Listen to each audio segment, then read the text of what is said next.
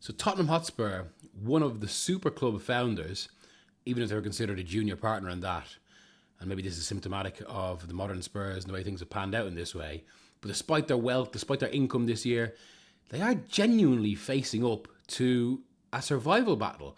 The prospect of them getting relegated is realistic, very realistic. Now, I'm sure I might have Spurs fans screaming at me at the moment saying they've been warning about this for months.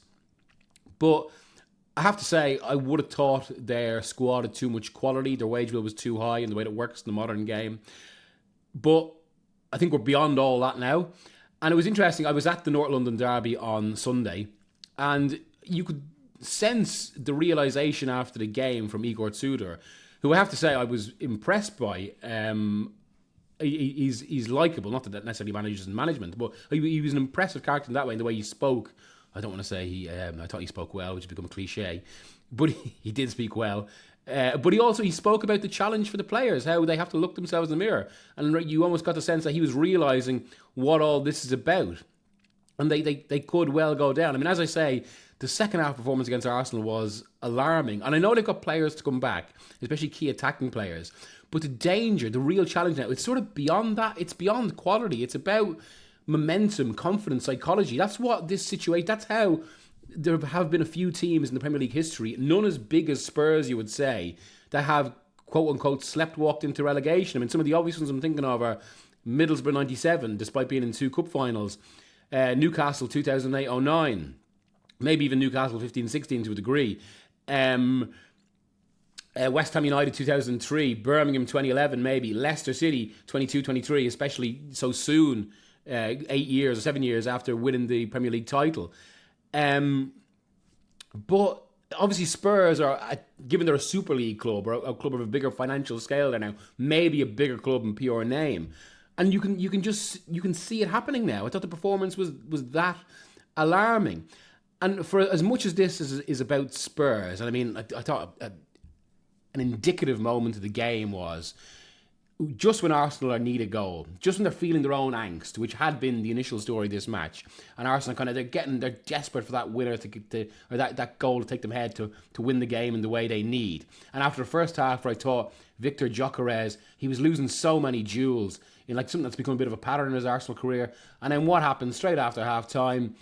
Gyökeres gets the ball. He's got so much space around him outside the Spurs box. It's the opposite of a duel, really, in that there's no physical challenge at all. And he's allowed to do what he does very well and just hammer the ball into the net. A beautiful strike.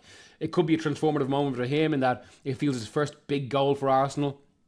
But again, some of that was down to the space that Spurs allowed. That's why it was so alarming. And the way, like, the thing about that whole game was, Spurs did start as if they were feeling the emotion of the occasion.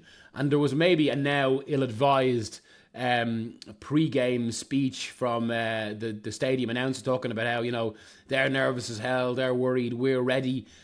Well, they were ready to get beaten 4-1 because, after that kind of emotion had been spent, the emotional energy had gone, the second half, they were just, the Spurs were all over the place. They were so easy to get at. It maybe speaks to Arsenal's angst a little bit that you could still sense this massive celebration when Raya just kind of palmed the ball off the line for a goal that would have made it 3-2 late on. But on another day, if Arsenal didn't basically have the issues that they endured in the Wolves game, that Arteta did speak about a lot afterwards, showing what a big moment that was, then I think Arsenal could actually have done something historic there and gone and won 5 or 6-1 at the Lane, or where the Lane used to stand, for their biggest ever away win against Spurs, which again speaks to the scale of this. And also, there's another thing here where a win of that scale would have been just 7th this season in the Premier League, which is very low for this late in the season. And it points to something else that is very, very bad for Spurs, because this is the most competitive Premier League in years. Certainly the most competitive since that Leicester season in 15-16. There are a number of metrics that illustrate this. One of the most obvious, the biggest, is that at the moment, this is the lowest gap in terms of points between the top spot Arsenal and the relegation zone, 18th West Ham at the moment, since 2015-16. I've got the figures right here. So in that season, the gap was 32 after 27 game weeks. At the moment, the gap is 36. It would be 35 at Arsenal's game against Wolves not been brought forward due to the League Cup final. And that again, yes, that is the it's the lowest gap in that time. That sits alongside a number of other statistics like that. As I say, there's only been 6 games this season where a team has won by 4 goals or more. That is really, really strange this late into the season. Again, for a point of comparison, there were 20 such wins in that Leicester season, which is low for the era. So as recently as the 23-24 season, there were 32 wins by 4 goals or more. So basically, I mean, that again points to the gap being shortened. Teams aren't able to be trashed in the same way. And even if you look at Wolves, okay, they might not have they might not have won many games. They've only won 1, but they're not losing that many by bad scorelines either. The only game they've lost by more than 3 goals is actually from the opening day against Manchester City. And so while I think it points something bigger about the Premier League, while Arsenal were right to be very downbeat about the nature of the way they drew at Wolves, a draw in and of itself against the bottom team isn't maybe the kind of terminal, decisive or defining result that it would have been seen as in recent seasons, just because this Premier League is so competitive. There is such a crunch. And again, yes, so many metrics point to this. Another one, so we've got like the gap between first and the relegation zone. You've got the lack of thrashing. So many games are so even, you would say. They're really, there's tension on them until the end. And that is actually very crucial in how the Premier League is played, because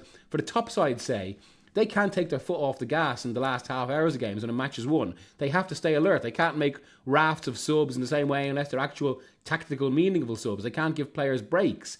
That has a wider effect, or a bigger effect, in a season that has a European calendar like this one. It creates more physical and psychological fatigue. Teams are always have to be alert in that way. And I think that plays into another stat this season where teams can't put runs together. I mean, this is incredible really for February, but the longest winning run in the league right now is Manchester City's after the 2-1 win over Newcastle on Saturday, and a nervy 2-1 win at that.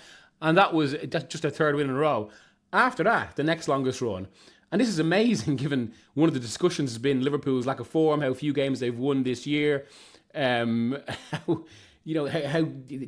few wins they've got in the last few months.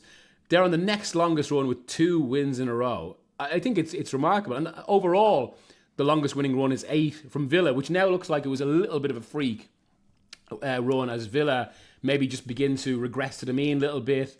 I think they've still got a great chance of qualifying for the Champions League, and that's why the equaliser against Leeds might have been so crucial given the context. But obviously, I think they are dropping down a bit. And that run looks a little bit freakish, especially in the context of the season. Because after that, the next longest run is 6 from City. You've got 2 5s from Arsenal, 1 5 from Liverpool, 4 from Chelsea, 4 from United. I don't want to mention a big haircut thing at this point, but maybe it does point that this isn't easily done in this league. And yeah, I think all of this is going to create havoc for the rest of the season. Because really, the Premier League's unique selling point, that anyone can beat anyone, I'm not sure that has really been true for most of the last decade, and there are bigger reasons for that. It's true this season. And I think that that makes it... Okay, there's been a lot of discussion about the quality of the football, but it does mean a more unpredictable and maybe more frenetic league in terms of results and how surprising it is. You wouldn't want to be predicting the scorelines as I do in my Friday newsletter. Maybe the less said about that, the better. But on that, I've written about this in my newsletter today, which you can pick up in the link.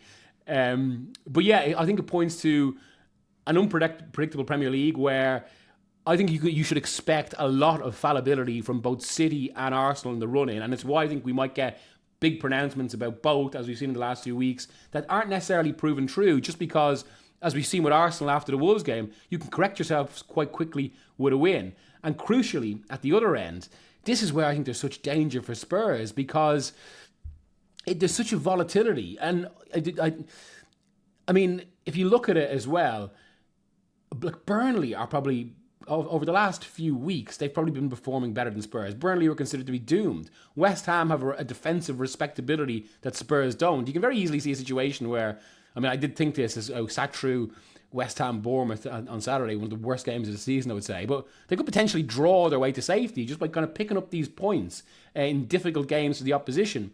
Forest, I think, actually have a better fitting squad than Spurs. And I think despite the nature of their late defeat to Liverpool, it was quite an encouraging performance for them. And from that, you can just see a situation where Spurs slip into it. And this does come from something wider that is related to that Leicester season as well. So this is where there are bigger factors at play, as is often the case in football. I know a lot of Spurs fans would point to the direction of the club, something that I think is worth a video later in this week itself. I will discuss where Spurs are and what next. But in terms of the wider Premier League, so when that Leicester season happened, there was a lot of focus on how the wealthy clubs, you might call them the Super League clubs, responded to Leicester's win by going out and basically getting the best possible. That was the summer of the big managers. So City appointed Guardiola, United got Mourinho, Chelsea got Antonio Conte, who won the title in that first season. They joined Klopp, who was already at Liverpool, Pochettino, a rising force at Spurs, and Wenger, who was at Arsenal, even if it was into his last few years. But for all the focus on the managers, which is obviously massively significant given what we've seen since, there was something even more meaningful that the super clubs were engaged in at the same time. And that's what they were involved in discussions, along with the other major European clubs, to increase the prize money towards the wealthiest clubs, or at least the best performing clubs, which tends to be the wealthiest clubs in the Champions League. So basically, a lot of the major clubs, and this was a group really at that point led by Bayern Munich, Real Madrid, but also with the English clubs influential, where they took advantage of a vacuum at the top of football and a vacuum at the top of UEFA and FIFA. And that was a direct follow-on from the downfall of Sepp Blatter in 2015. Obviously something that is actually still relevant today with a lot of the debates and discussions around the modern Gianni Infantino FIFA. But they took advantage of that vacuum. It was just before Chefrin came in as UEFA president to get these new financial regulations through. It resulted in a good decade, I'd say, where the big clubs or the wealthy clubs had managed to bring even more wealth towards themselves. You can see it in the Deloitte Rich List at the moment. And obviously that directly led to discussions for the Super League, which failed, but the failure still, one byproduct was the Champions League as it is now. And the great irony of what happened with the Super League is that this modern Champions League is what the wealthy clubs always wanted. They wanted control, they wanted more games to bring more money. But now we might be in a situation where they've actually bitten off more they can chew, because the Champions League and expanded European football has been this sort of counterbalance, an unintended counterbalance against greater wealth. So yes, the big clubs can afford the best players due to wages, but a lot of them are exhausted due to the amount of games they're playing. And hence, the fresher teams are taking advantage of that.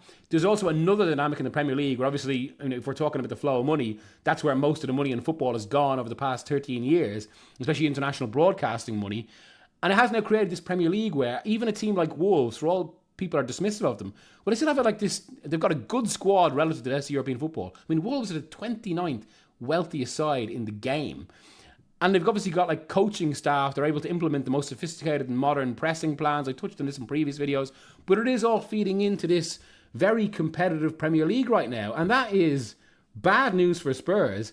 And I would say it's bad news for maybe at this point the nerves of the Arsenal fans. Because I think this is going to be an unpredictable season with a lot of surprising results still to come. And yeah, we are suddenly, especially from that 4-1 game at Tottenham on Sunday, we are suddenly in the situation where it's potentially shaping up to the dream situation for Arsenal, the unparalleled nightmare for Spurs of an Arsenal title and a Spurs relegation. There's a lot of football to be played between then, but at the moment, there's a lot coming together that, I mean, look, Arsenal probably just about still the favourites for me. Spurs, gut feeling right now, I don't think they'll go down, but for the first time, I have to say I can see it happening. I think they'll probably just have enough quality to get away with it. But it's suddenly a big question. And there's two big title race games on at the weekend. There's Manchester City going to Leeds, which is difficult despite Arsenal's handsome win there a few weeks ago. And Arsenal hosting Chelsea. And as big as they are, maybe the most telling result of the weekend will be Tottenham's trip to Fulham. Especially because Fulham are part of this. And from all these issues I'm talking about, the Champions League, the effect of PSR, the amount of money in the Premier League, there is a very, very strong but volatile middle class in the Premier League. So it feels like the positions 7th to 17th, or maybe 7th to 16th, they're quite interchangeable. There's a lot of movement there, a lot of mobility. Fulham being an example of that. And this is suddenly a massive challenge for Spurs, because this would be seen as a sort of game they have to win, or they should win. And I think the result will tell a lot about where next. And it has all the makings of a very unpredictable season, and that is because, for multiple reasons, it is the most competitive Premier League we've seen in at least a decade, maybe even longer, despite what the identity of the eventual champions. So if you like the video, please comment, like, subscribe, all the rest of it. This has been Miguel Delaney's Inside Football, a compliment to my newsletter, which you can sign up to, and I will see you later in the week. Thanks for joining me.